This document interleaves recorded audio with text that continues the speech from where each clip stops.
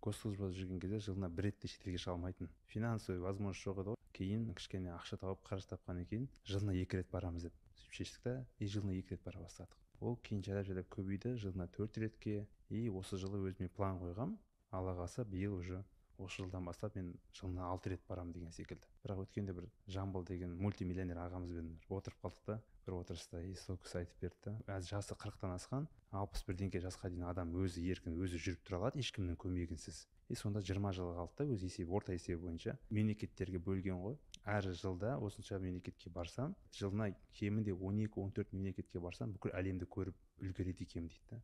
Не деген үлкен масштаб ой да. Ол жерде оның мақсаты бүкіл әлемді көріп қалу емес, мынау Алла тағаланың берген, бізге жаратып берген бүкіл әлемін көріп тану мақсаты, ниеті дұрыс та ол кісінің. Бірақ әр барған мемлекеттен елге бір пайдалы нәрсе алып келу. Оны өзіміз де көріп жатырмыз да. Мысалы, мен Сингапурға бардым, Сингапурдан 40 миллион алып келдім. Қытайға бардым, Қытайдан 20 миллион алып келдім елге. Рахат қой, осылай істеу керек.